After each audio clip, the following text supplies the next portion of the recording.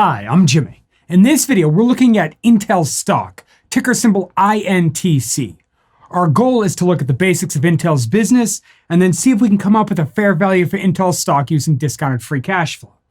We're also going to look at some recent news and some developments in the stock that have ultimately moved the stock price. Okay, now as many of you may already know, I personally own shares of Intel. So I'll touch on why I bought the shares that I bought, where I bought them, and when I might consider selling them. Okay, with that being said, let's dive quickly into Intel's business. So Intel's business is broken into a handful of different segments based on the usage of their products. So their largest segment is what they call PC-centric.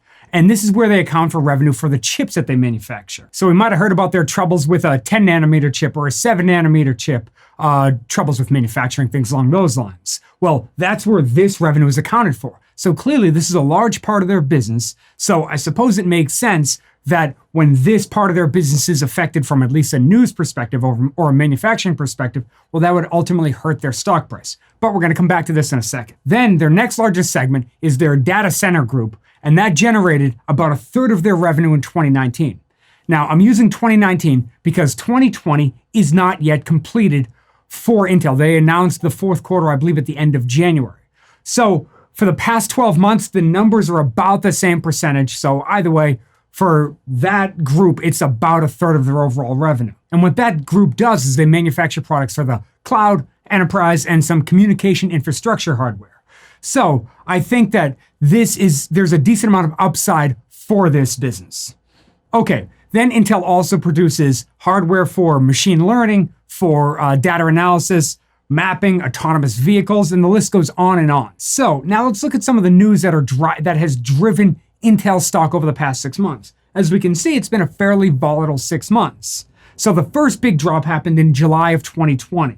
And that happened because Intel had a big announcement that they were delaying their next generation chips. And the stock dropped more than 20% over just a few days until the stock bottomed out down there. Then when we fast forward a few months, well, once again, Intel had a pretty big drop of about 10%, and just short of 10%, when their third quarter earnings got released. And that earnings report really amplified the issues that was already out there in the news, the trouble that they were having with manufacturing and ultimately rolling out the future generations of their products.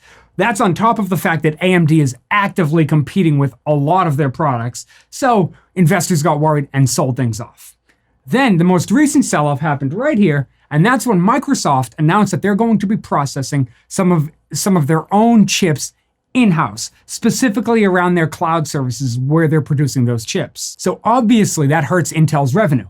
But I've seen some estimates, and it's estimated that Microsoft's revenue to Intel is less than 1% on an annual basis. Now, I haven't been able to find the exact numbers to be able to confirm those estimates.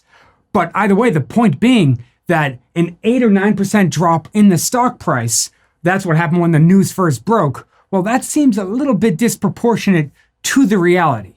Although I do understand that that news is on top of the previous news, and it's really just freaking out a lot of investors. So I understand the fact that the stock would pull back that much. Now, the good news for us investors is that the stock appears to continue to rebound.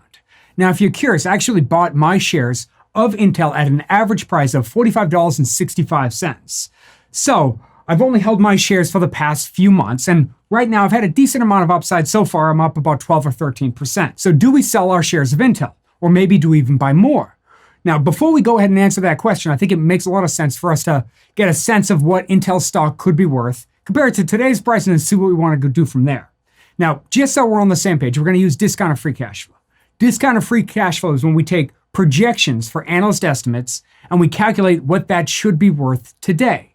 Now, I've actually done 2 other videos on Intel in the past where I use discounted free cash flow. And I just want to point out how the numbers, how projections work. Because when I get my estimates for free cash flow, I use analyst estimates. So just to illustrate, I actually did a video back in November of 2018. And then I did another one in July of 2020. And we can see that those 2 numbers are about the same. Then today's video, well, that video is our 2021 video, and we can see that this is estimates for the fiscal year 2020. Well, we can see that estimates had a minor increase from the previous two videos that I had done. Now, 2020 is almost done. So far, there's 3 quarters that have already been completed for 2020. But up to this point, through the first 3 quarters, well, Intel has already produced about $15 billion in free cash flow so far. So it looks like these estimates are not too far off. And that's really impressive, especially when we consider that one of them came back from November of 2018. So whoever those analysts are did a pretty good job of forecasting out. Now, when we go to estimates for 2021, well, we can see that estimates in 2021 dropped 6 months ago, although they are up slightly now from where they were 6 months ago. And then for 2022 estimates, well, I actually didn't have those when I did the November of 2018 video. That's why we don't see any blue bar. But we can see that estimates for 2022 are down from a few months ago. That was about 6 months ago when I did the last video. So given the trouble that Intel has had, it makes sense that there would be a decrease in future free cash flow. Okay, now shifting over to our discounted free cash flow, we take those very same estimates, that the up-to-date estimates, and we take those estimates, we discount them by our required rate of return of 7.5%. Then we grow it out by our perpetual growth rate of 2.5%, and that gives us a fair value for the company of about $101 per share. Now, we should also adjust this calculation of fair value for debt, because technically that $101 is not really per share, it's for the entire company. Well, we adjust this for net debt. So basically you take debt, subtract cash, and then divide that by the shares outstanding, and you end up with a fair value for Intel stock of $96 per share. Now, I know I sort of rushed through this whole calculation, and that's because I actually did a whole video on how to do that. So if you're curious how to do this type of calculation, I built an Excel template. That's what this is. I'll leave a link in the description below to that video. The DCF guide, it actually is my longest video, but I try to go through where to get each of these numbers, how you can calculate them if you can't find them. So I'll leave that link in the description below. But either way, let's say we believe that the fair value should be somewhere near $96 per share, assuming Intel can achieve somewhere near these numbers over the next few years. Well, when we switch over to their stock chart, well, if that's the case, the upside for this stock could be potentially huge. Now, like I mentioned before, when Intel dropped a few months ago, well, I jumped in and personally bought shares of Intel. And I did that because I'm a long-term investor, and I think that Intel has the potential, they have the opportunity to correct some of their obvious problems. There's no denying they have some, I'm hoping, what will be short-term problems. But they generate so much free cash flow, so much revenue, so much cash in general, that they genuinely have an opportunity to turn the business around. And if they do that, well, I think that the stock could get much closer to our calculation of fair value. Now, personally, I'm unlikely to buy more shares of Intel at this point. And that's not because the current price is, yes, it is obviously higher than when I bought it, but it's really revolves around the risks of Intel. I recognize that there are a lot of risks. I recognize that Intel has to change fundamentally what they're doing, and I'm banking on, because of their cash, because of their position in the market, they have the time to correct it. Do they have the management to correct it?